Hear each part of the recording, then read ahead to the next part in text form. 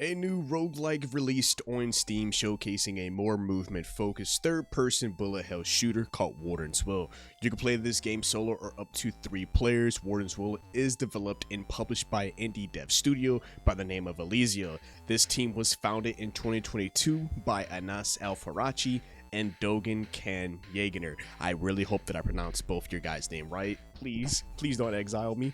These two hope to bring in innovative experiences to the gaming industry by dropping a demo. What makes Warden Will interesting though is the mixture of bullet hell, third-person shooter with unique movement abilities, and your whole point of survival is based on how good you are at moving around. This episode is a preview of what you guys can expect from this game, so let's hop right into the game. So one thing to note when playing this game is that during your time, like in this game has a very roguelike nature to it, so you really only get 1 life. You also can't heal either. If you die, then you gotta head back to the lobby, right? So with that being said, this is pretty much how the game starts. Now, I don't think this would be exactly how the game would start once it gets to actual full release, but as of the demo, this is how you start. You get met up with a screen. You can actually go between 4 different characters, but the demo only allows you to play as 3 of them. And then when it comes to the guns, you can play up to 4 different weapon variant types. And from there, you can be able to see like what works for you.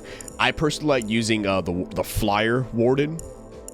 And I personally also like utilizing, where is it at? The plasma ball spewer. So you can also see like the stats, what type of skills they personally utilize, X, Y, and Z. What you want to do, you can hit deploy. You get a 2-minute timer to just kind of play around. This game's movement systems is probably by far my overall favorite of what to expect from Warden Will. You definitely, and another thing is I like the scalability of your character. Like if you, once we actually hop in game, you would notice that the characters are much tinier versus the entire world. And that's actually my next thing about this game is the world itself. So you hop in, get a nice little countdown. It's a nice little countdown, and your job is now to activate the transmitters. Now it does play like your usual rogue-based, like roguelike games. Game starts out. You, like I said, you only get 1 life. Now, the biggest thing that I actually want to make note about this game, which kind of like really makes you think, and it really made me think as well. If you notice in the bottom right-hand corner, the gunplay has quite a uniqueness to them, which basically has your primary fire, but you must fill up the meter, which if you notice, the meter on the right of my reticle is filling up as I shoot. And I can now utilize my secondary skill, which is my right click. That it's pretty much you got to find a balance, because if I keep shooting, then my gun will overheat and I can't shoot or anything of that nature. So I have to make a perfect balance where I'm using everything and then also shooting at the same time, kind of utilizing my skills at like literally the same time. It needs to be like a healthy balance. Pretty much alternating between the two adds quite a level of challenge overall to the game. And it's be times I will literally just legit forget to shoot my secondary skill and my gun just ends up overheating as I'm in mid fighting for my life. See, I just did it just now. But each character pretty much gets a character-specific abilities as well, which is pretty cool too. So when it comes to playing as the flyer, which is my current guy now, his main traversal ability or movement ability is flying. Or pretty much I would say gliding more like, but he just propels himself. Oh!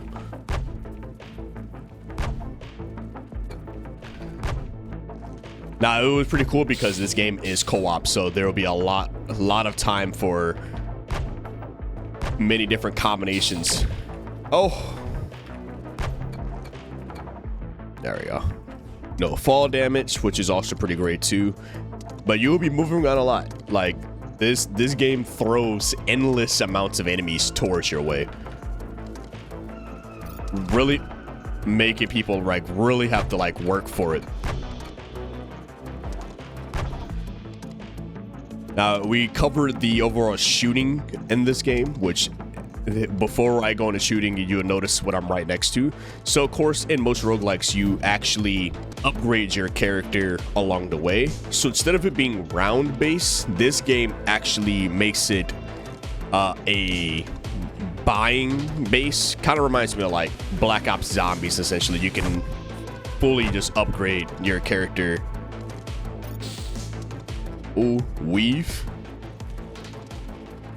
Upgrade your character while playing. So when your enemies drop currency, you can be able to pick that up, and then depending if you have enough, then you can come up to these outposts like looking things here to allow yourself to gain a specific upgrade and whatever parts of your kit. So you of course have 2 specific abilities per character, which playing as the Warden basically allows me to fire off rockets, which I'll definitely show. Oh, there we go. Oh, but the game has a lot of verticality. It's massive, but as you can see, my job, I still have to find the transmitters, which the transmitters are all over the place. They're everywhere. It's really hard to really pinpoint exactly where they're at, so you kind of just have to navigate the world.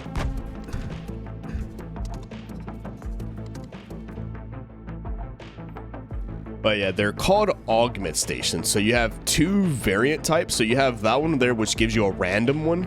But I noticed if you come to these, you can actually pick and choose an augment that you will like, that you think that will actually help you overall. So I'm gonna go with number 2, which basically just gives me persistence. So when I'm hurt, I get a -2 to cooldowns, which is pretty cool. So overall, you can upgrade your character no matter how you want. Every new run is gonna be a different challenge. So if I pop my E ability, I basically throw out landmines, which is pretty cool. It helps when you're basically surrounded by nothing but hordes of enemies.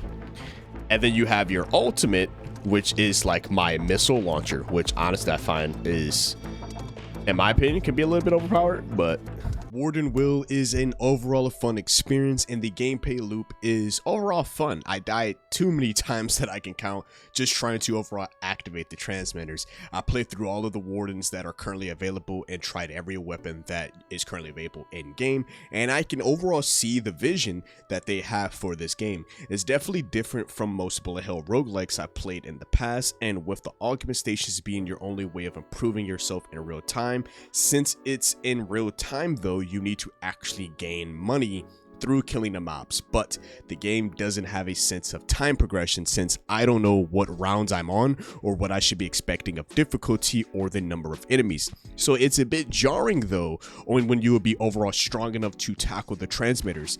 This playthrough though was played by myself. I didn't have any friends, so this is a solo experience, and even by playing solo I still had plenty amounts of fun, and it was definitely overall crazy. The team over at Elyzio definitely have something good on their hands, and I definitely can't wait to see what they have in store when it comes to full release once that gets here. If you enjoyed today's preview episode of Wardens Will, then like the episode. It helps out a lot to the YouTube gods, and subscribe to the channel if you like indie games and many other RPGs.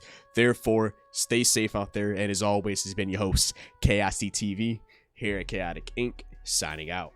Peace.